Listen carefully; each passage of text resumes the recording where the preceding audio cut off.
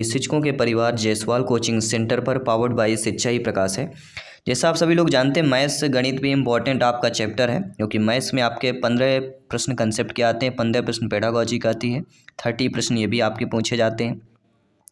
तो ये मैथ्स के इंपॉर्टेंट सेशंस की बात करेंगे। बाकी सभी प्रैक्टिस सेट चल रहे हैं, जिसका आई बटन भी प्लेलिस्ट आप सभी को मिल जाएगा। ऑल सब्जेक्ट के प्रैक्टिस सेट चल रहे हैं, क्योंकि यहाँ पे दोस्तों क्वालिफाइड करना 101% सरोपर ही है। 90 प्लस को सभी का आना यहाँ पे कंपलसरी है। तो ये मैथ्स प्रैक्टिस सेट में हम वो बताएंगे जो आपके क्वेश्चंस पूछे जाते हैं। प्रीवियस ईयर के कुछ क्वेश्चन करेंगे, और जो आपको क्या चीज़ें आपको पढ़ना चाहिए जहाँ से एग्जाम में क्वेश्चन आए। तो ध्यानपूर्वक समझिएगा, वीडियो को अंत तक, क्लास को, इस लेक्चर को अंत तक अटेंड कीजिएगा। चलिए शुरुआत करते हैं, पहले प्रश्न की तरफ चलेंगे, जो पिछली बार पूछा गया था कि 1 घंटे 15 मिनट से 45 मिनट का अनुपात कितना होगा। 3:5, 5:3, 7:5 या 4:3। जिनसे भी क्वेश्चन बनता हो वीडियो पॉज कीजिए, रब पेन में सॉल्व कीजिए और हमें कमेंट के माध्यम से बताइए।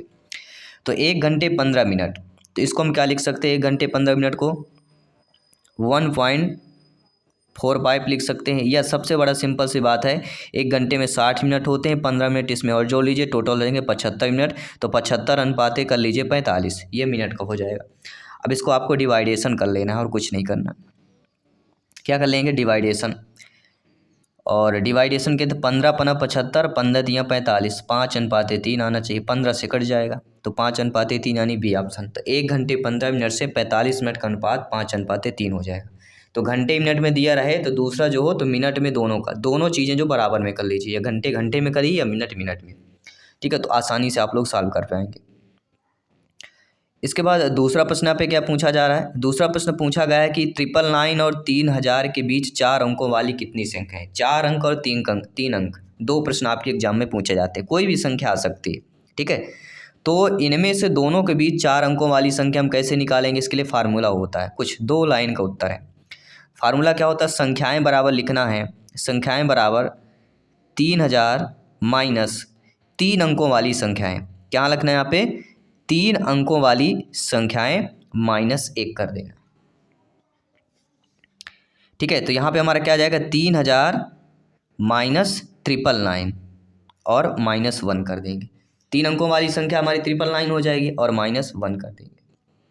भाई इसके दोनों के बीच हमें निकालना है ना, तो 3000 माइनस 999 -1 कर देंगे।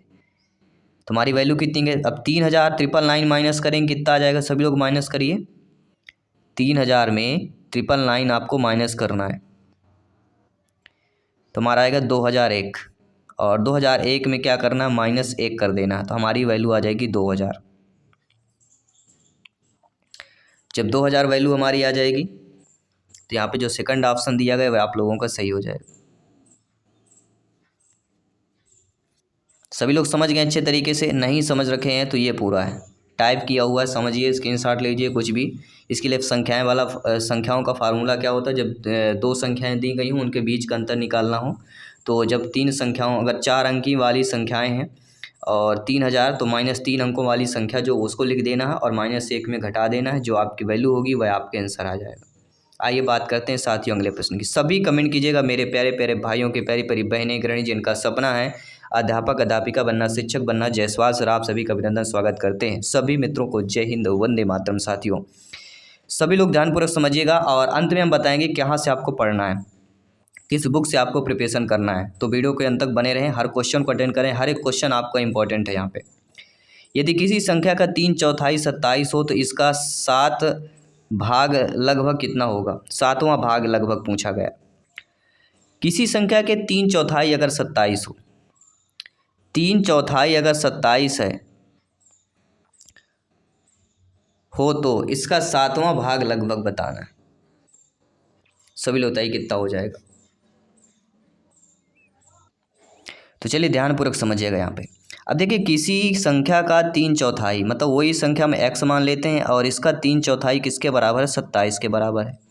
यानी कि 3x बराबर क्या हो जाएगा? 27 × 4, यानी कि 3x बराबर क्या आ जाएगा? 27 × 4/3, 3 और 27, 9 चौको 36। x की वैल्यू और यहाँ पे क्या निकल के आ गई? 36 निकल के आ गई। ठीक है, गुणा भाग आपको फास्ट करना पड़ेगा। अब यहाँ पे कह रहा है इसका 7वां भाग, तो 36 का 7वां भाग क्या होगा? मतलब 36/7 कर देना है। मतलब 36 हमें किसका है? 7 का भाग देना है।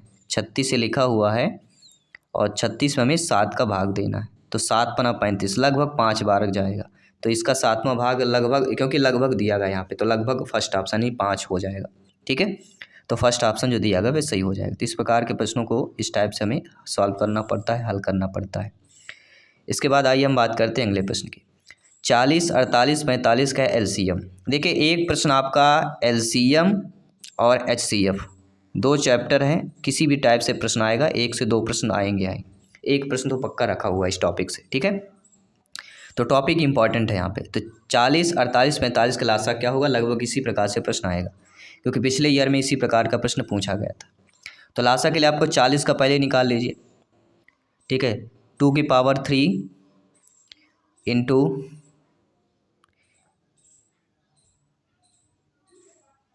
5 की पावर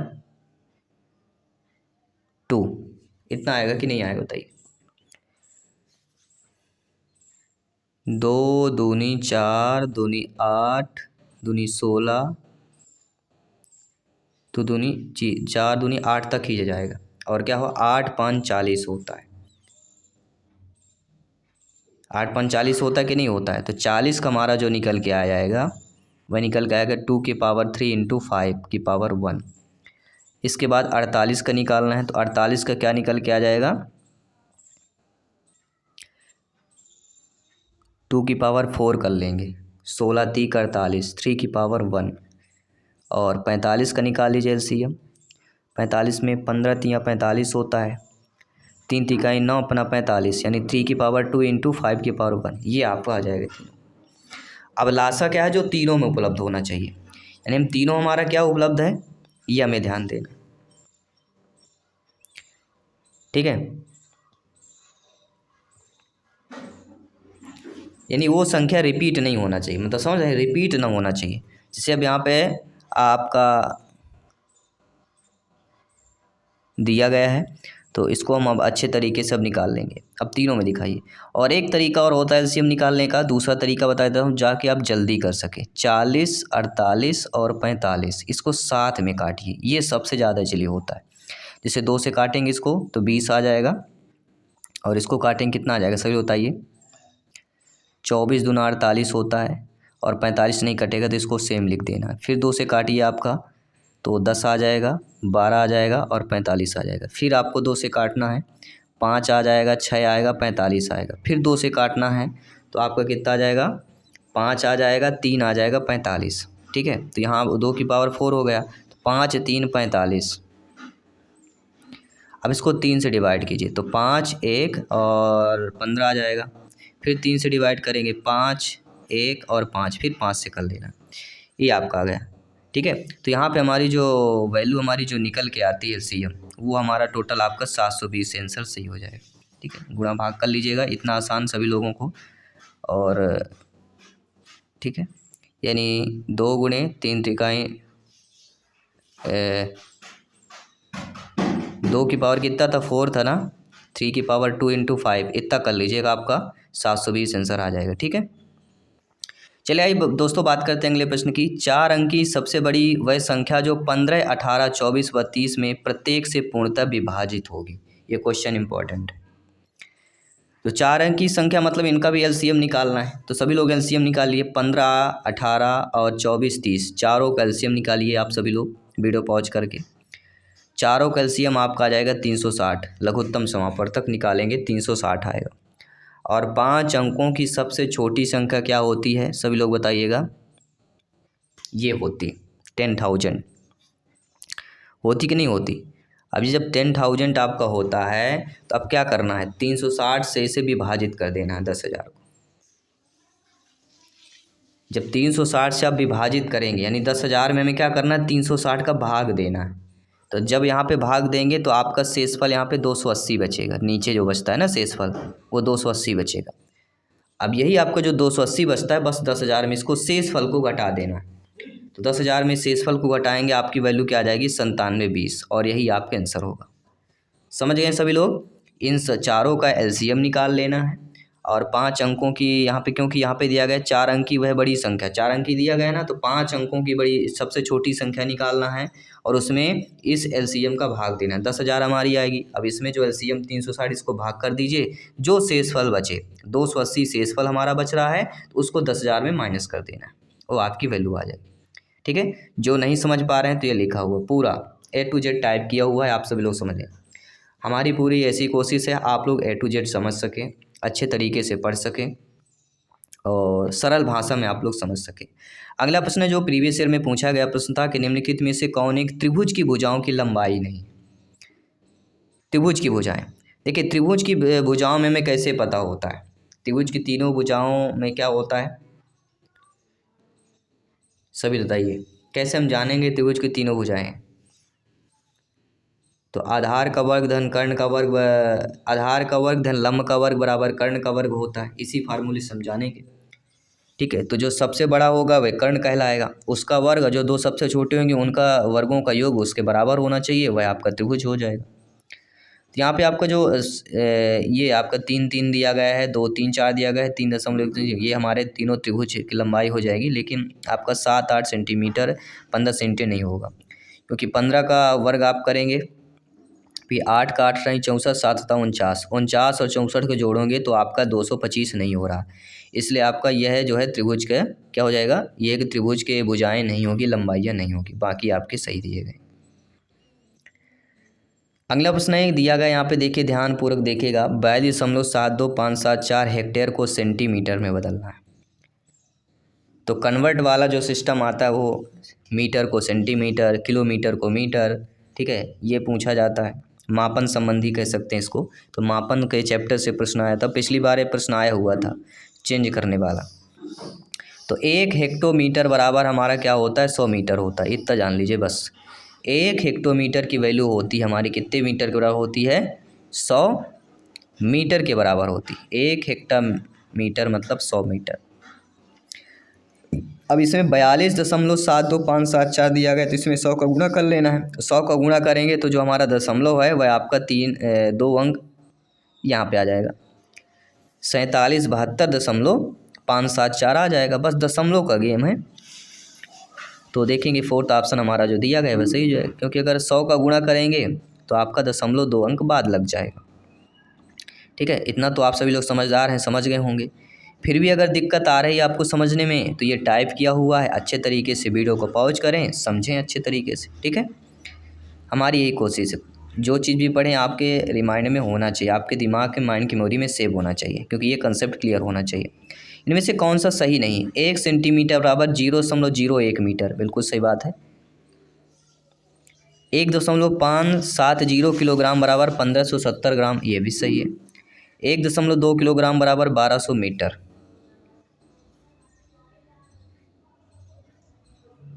अब देखिए यहाँ पे मीटर दे दिया गया है, और फिर कह रहा है 2 इंच बराबर 10 सेंटीमीटर, ये तो पूरी तरह गलत है। ये सही है, सभी लोग बताइए। बिल्कुल सही दिया गया है। देखिए मैं क्यों सही नहीं दिया गया, क्योंकि 1 इंच में वैल्यू हमारी कितनी होती है, ध्यान दीजिएगा, ध्यान, ये बहुत इंपॉर्टेंट हो।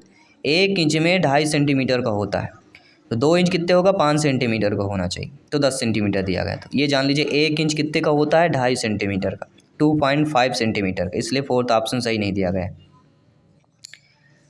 आइए बात करेंगे अगले प्रश्न की, 8 घंटों में सेकंडों की संख्या निम्नलिखित में से किसकी मिनटों की संख्या के बराबर होगा।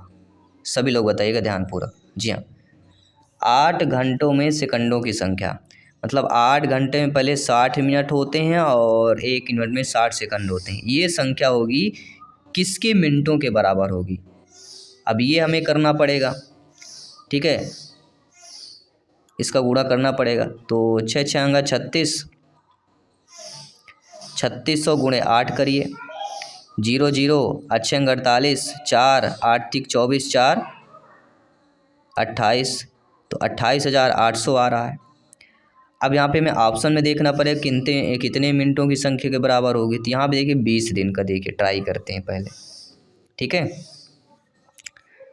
सभी लोग ध्यानपूर्वक समझिएगा, 20 दिन का पहले हम यहाँ पे ट्राई करेंगे और 20 दिन का पहले देखते हैं क्योंकि हमें कुछ वैल्यू बड़ा लग रहा है और संख्या बड़ी है तो चूंकि बड़ा वैल्यू भी आ जाएगा।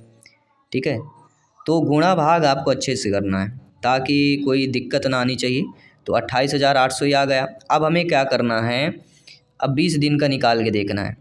तो 20 दिन में 24 घंटे एक दिन में 24 घंटे हो तो 20 गुणे 24 करेंगे, ये घंटा हुआ, और इसमें फिर 60 का और गुणा कर देना है। 20 में 24 दिन का एक दिन होता है, 24 घंटे का एक दिन होता है, और एक घंटे में 60 मिनट होते हैं। इतना आपका गुणा करना है।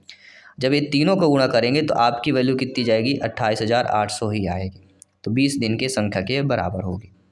ठीक है, सभी लोग समझ गए। अब आइए बात करेंगे अगले प्रश्न की। अगला प्रश्न कह रहा है कि अर्धव्यास वाले एक गोले की ऊंचाई कितनी होगी। 2r r1 स्क्वायर 4r या r हो जाएगी। तो अर्धव्यास वाले एक गोले की ऊंचाई कितनी होती है, अर्धव्यास वाले एक गोले की ऊंचाई r ही होती है। अर्धव्यास वाला रखना, तो जितनी त्रिज्या होगी उसकी उतनी ऊंचाई ही होगी, क्योंकि कैसा है, अर्धव्यास वाला एक गोला कोई है। ठीक है, तो ये चीज़ आपको ध्यान देना अच्छे तरीके से। अगला प्रश्न आइए देख लेते हैं कि 3 संख्याओं का औसत 7 है, पहली 2 संख्याओं का औसत 4 है, तीसरी संख्या का औसत बताइए। अब देखिए 3 संख्याओं का औसत 7 है, मतलब 7 गुणे 3 कर देंगे, 7 त्रिक 21 आ गया। 2 संख्याओं का औसत 4 है, तो 2 संख्याओं का औसत 4 है, मतलब 2 गुणे 4 8, तीसरी संख्या होगी। अब 21 में से 8 को माइनस कर दीजिए, क्योंकि 3 का 21 है, 2 का 8 आ रहा है, तो जो दोनों का अंतर आएगा वह तीसरी संख्या हमारी निकल आएगी। तो 21 माइनस 8 कर देना है, तो 13 हमारी क्या होगी, तीसरी संख्या हो जाएगी। ठीक है, बहुत ही सिंपल सा प्रश्न था, आप सभी लोग समझ गए होंगे। इसके बाद हम बात करते हैं आपके अगले प्रश्न की। 2 व्यक्तियों की आयु के बीच के अंतर 10 वर्ष है। 15 वर्ष पहले बड़े वाले की आयु छोटे वाले आयु से दोगुनी थी, छोटे की वर्तमान आयु बताइए। और आपको पता होगा आयु वाला पिछली बार प्रश्न जो है आया था, और आप जानते हैं कि आयु वाले प्रश्न जो है एग्जाम में पूछे जाते हैं। तो इन चीज़ों को आपको समझना है कि किस प्रकार के प्रश्नों को हमें सॉल्व करना है। तो यहाँ पे देखिए 2 व्यक्तियों के आयु के बीच का अंतर 10 वर्ष है। ये एसएससी जीडी के वाला प्रश्न आया हुआ था, पिछले ईयर में आया हुआ था। और एसएससी जीडी और लगभग जो आपके एमपी पुलिस कांस्टेबल में पेपर होते हैं, जो आपके और जीडी लेवल के प्रश्न होते हैं, उनसे जो है मैथ्स के क्वेश्चन, टफ क्वेश्चन उठाए गए हैं। तो इसलिए पिछली बार मैथ्स के क्वेश्चन थोड़ा टफ आया हुआ था, लेकिन इस बार आपको टफ नहीं लगेगा। ठीक है, तो यहाँ पे क्या करना है, 2 व्यक्तियों के आयु के बीच अंतर 10 है, तो छोटे व्यक्ति का वर्तमान आयु क्या होगा, x माइनस 10 वर्ष मान लेना है। ठीक है, 15 वर्ष पहले बड़े वाले की आयु छोटे वाले आयु से दोगुनी थी, यानी 15 वर्ष पहले, तो x माइनस 15 हो। छोटे व्यक्ति की आयु क्या थी, बड़े वाले आयु के छोटे आयु से दोगुनी थी। तो यहाँ पे हमारा क्या हो जाएगा, x माइनस 10 माइनस 15 बराबर x माइनस 25। भाई x माइनस 10 माइनस 15 करेंगे तो इसकी वैल्यू कितनी आ जाएगी हमारी, x माइनस 10 माइनस 15 करेंगे तो x माइनस 25 वैल्यू आ जाएगी। तो समस्या हमारी क्या आ रही है, प्रश्नानुसार बड़े व्यक्ति की आयु छोटे व्यक्ति आयु से दोगुनी थी। क्या करा है, छोटे वाले आयु की दोगुनी थी, तो बड़े व्यक्ति की छोटे आयु की दोगुनी थी, तो बड़े व्यक्ति की वर्तमान आयु कितनी हमारी यहाँ पे निकल आएगी, 15 10 35 वर्ष। बड़े व्यक्ति की क्या आ जाएगी, 35 वर्ष निकल के आ गई। तो छोटे की वर्तमान आयु क्या करना है, 10 वर्ष का अंतर है, तो 35 माइनस 10 कर दीजिए, 25 वर्ष आ जाएगा छोटे की आयु। ठीक है, तो 25 वर्ष यानी 4th ऑप्शन जो दिया गया है वह आपका सही हो जाएगा। जिनको नहीं समझ में आ रहा है, ये लिखा हुआ पूरा टाइप किया हुआ A to Z, वीडियो को पॉज करें और समझें अच्छे तरीके से। अगला प्रश्न, निदानात्मक परीक्षण का महत्व क्या होता है। देखिए निदानात्मक परीक्षण का महत्व निर्देशन में भी होता है, शिक्षण में भी होता है, और उपचारात्मक शिक्षण की व्यवस्था करने भी होता है, अर्थात उपरोक्त सभी। ये एमपी टेट 2022 में पूछा गया प्रश्न था। इसके बाद अगला प्रश्न देख लेते हैं कि आधुनिक शिक्षण विधियों का प्रयोग ना किया जाना निम्न में से किसकी एक समस्या है, पाठ्य पुस्तक की, शिक्षण की, विद्यालय की या अभिभावकों की। तो आधुनिक शिक्षण विधियों में का प्रयोग अगर नहीं किया जा रहा है तो वो जो सबसे प्रमुख समस्या होती है वह किसकी होती है, शिक्षण की व्यवस्था होती है। ठीक है, और एक क्वेश्चन हम मॉक क्वेश्चन सभी लोगों को दे रहे हैं, ये क्वेश्चन आप सभी लोगों को सॉल्व करना है। घर में, ठीक है। यानी अभी सॉल्व करना है और हमें कमेंट बॉक्स में इसका आंसर बताना है कि एक कार्यालय में 1250 व्यक्ति कार्य कर रहे हैं। पुरुषों की संख्या 650 है और बाकी शेष महिलाएं हैं। महिलाओं की संख्या पुरुषों की संख्या से अनुपात ज्ञात करना है और एमपी टेट 2022 के एग्जाम में यह प्रश्न पूछा गया था। प्रीवियस ईयर का क्वेश्चन है, इसलिए आपको कमेंट करके इसका आंसर बताना है। और साथ साथ ये 15 में से आप लोगों को कितना स्कोर प्राप्त हुआ ये भी आपको कमेंट करना है। बाकी सभी लैंग्वेज की, सभी सब्जेक्ट की प्रैक्टिस सेट चल रहे हैं, सभी ज्वाइन कीजिए, प्रिपरेशन को मजबूत कीजिए और तैयारी इस तरह कीजिए कि क्वालिफाइड 101% आप सभी को करना है। तो जय हिंद साथियों, धन्यवाद सभी का, वंदे मातरम।